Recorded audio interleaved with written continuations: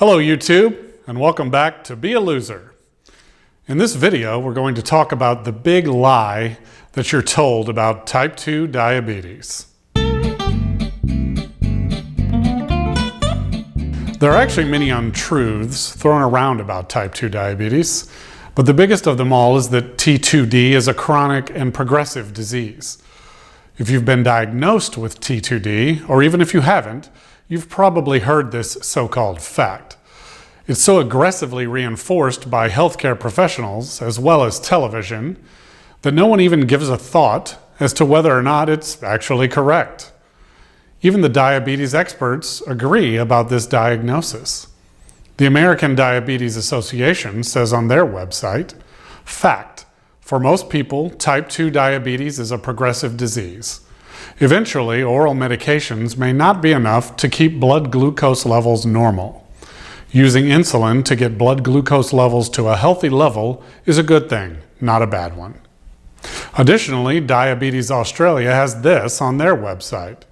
"While there is currently no cure for type 2 diabetes, the condition can be managed through lifestyle modifications and medication. Type 2 diabetes is progressive and needs to be managed effectively to prevent complications. Over time, most people with type 2 diabetes will also need tablets, and many will also need insulin. It is important to note that this is just the natural progression of the disease." Natural progression.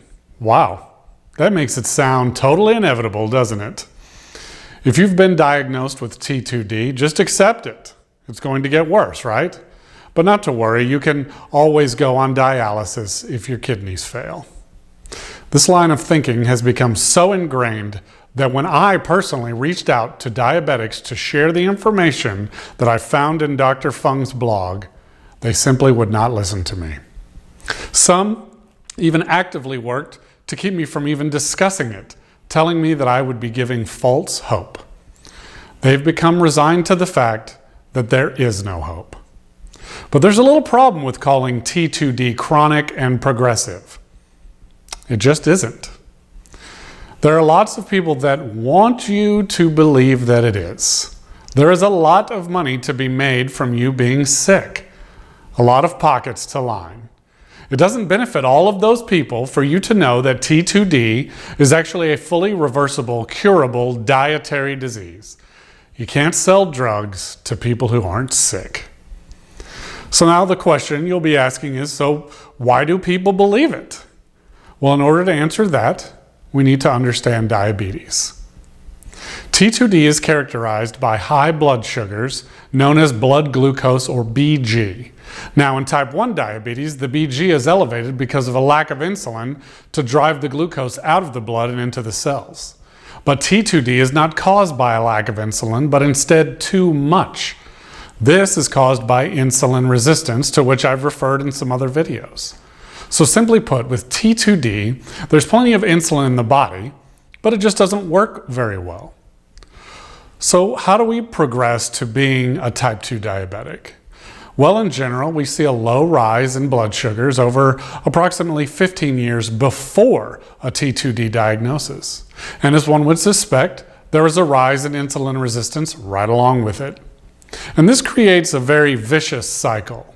High insulin levels lead to progressively more insulin resistance, IR, which in turn takes more insulin to overcome, leading again to more IR. And of course, as we know, high insulin levels lead to obesity. Pretty depressing, isn't it? So as you develop IR, you may be diagnosed with impaired fasting glucose, IFG, for which there is a test that I'm sure many of you have taken. I sure did. Basically, your doctor gives you a sugary drink. In my case, it was a soda. You drink it, and then you sit there for 2 to 5 hours and wait to have your blood drawn again. Now, normally there is a spike in BG after drinking the sugar, but shortly thereafter, the levels return quickly to normal. If you have IFG, the levels spike much higher and are much slower to come down, but still not as elevated as true T2D. Many doctors call this pre-diabetic, which I heard from 2 different doctors.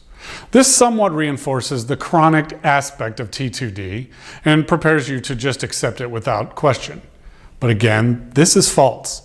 Calling someone pre-diabetic is a little like calling them pre-movie star or pre-oil baron. It gives the illusion of inevitability while in reality being pure fantasy. Now there is a test that was used by Dr. J. Kraft that was discussed by Ivor Cummins on his website. There's a link in the description. Put simply, this test showed a change in BG that was in between that of a normal insulin response and that of an IFG or pre-diabetic response. This reading is very easy to miss, yet very useful, because if we can detect insulin resistance early, we can correct it more easily with a natural approach. Just as I did with no aid from my doctors, though that's not recommended. Unfortunately, this blood screening is not typically used and hasn't really caught on in mainstream medicine. Shocker.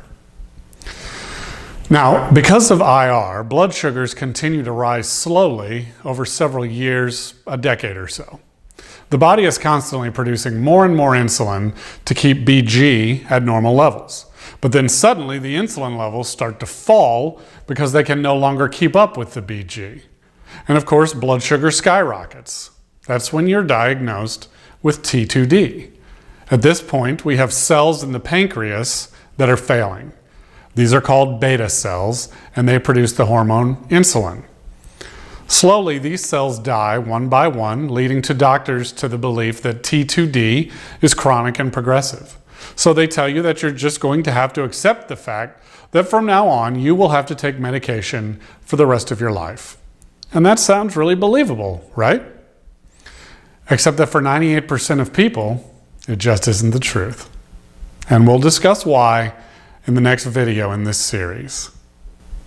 In the meantime, I encourage you to watch our series on intermittent fasting to gain more context. You can touch the little eye icon over here, or if you're on a computer, you can also click on the video link at the end of this video.